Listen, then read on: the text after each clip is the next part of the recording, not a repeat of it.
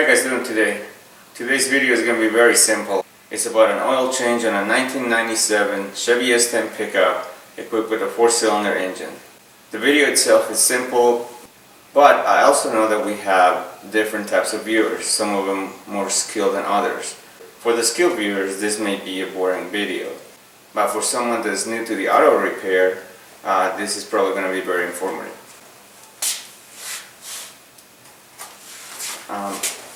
What I'm using is AC Delco oil filter, which is the OEM filter for GM vehicles.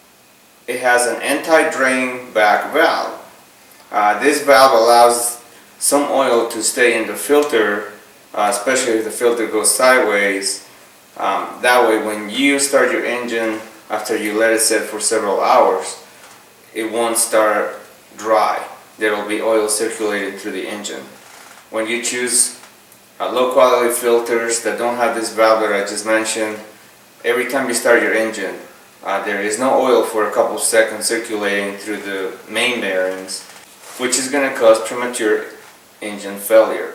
So for a few more dollars, it's better to use the correct filter. I'm using Castrol synthetic. You don't necessarily have to use synthetic oil. I'm also using oil that is slightly thicker than what the truck came when it was new. They suggested to use 530. I'm using 1030.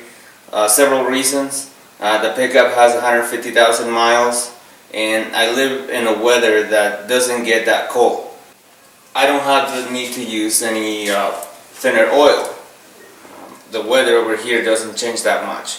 So those two are the reasons why I'm using that kind of oil. You can use the 530 that's recommended. You can use 1030, you can use conventional, you can use synthetic. It's all up to you at the end of the day, as long as you change your oil frequently, at least every 5,000 miles. To gain more clearance, either drive your vehicle up on ramps or place the floor jack right here in the center of the cross member and put a jack stand under each control arm for safety. Lower your jack.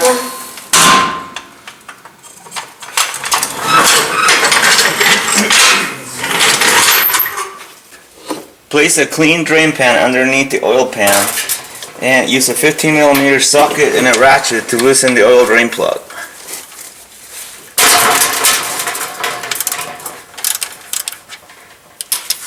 Finish taking it off with your hand.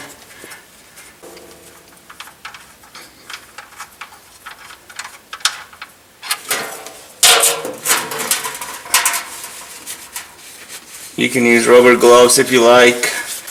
I don't do oil changes very often to worry about getting oil on my skin, but you can do it either way. Here's something neat GM did. Here's your oil filter right there in the front of your engine on the side on the front. This right here is going to allow the oil to drain right here next to the oil pan where the drain plug is. So you're going to be able to loosen your oil filter and both are going to drain at the same time without having to use two pans. So that was pretty cool. Install your oil filter wrench and loosen your oil filter.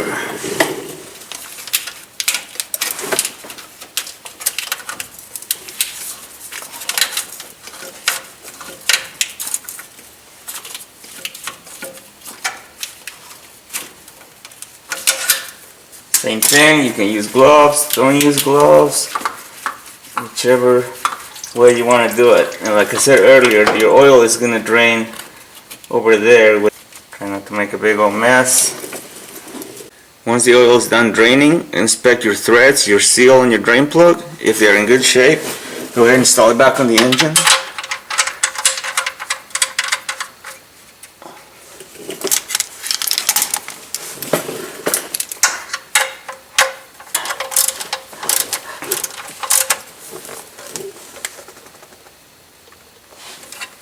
Make sure it's tight. Don't want it to come loose.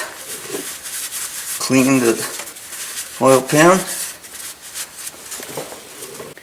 Add a little bit of new oil to your filter and use some of that oil to lubricate your seal so you don't install the oil filter dry. You don't want to fill it out because when you put it sideways you're going to spill it all. So just like halfway, that's all you need. Install your filter.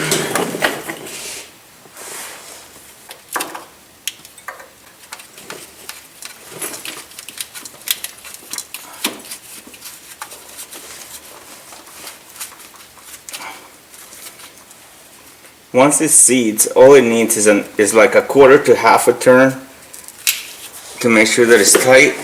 You don't want it extremely tight because you're going to ruin the seal.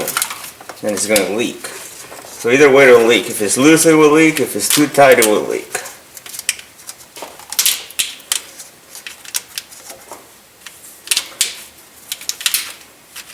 So just give it one last squeeze with the wrench after you get it tight with your hands. Remove your oil dipstick, which is also your oil filler tube, and use a funnel to add some oil.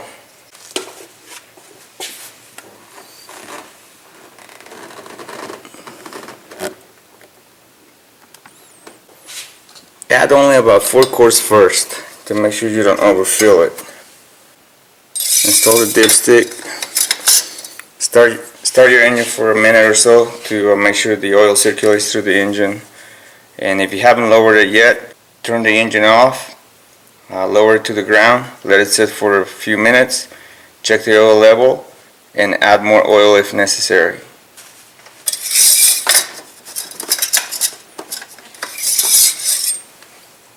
Your dipstick should show full right there.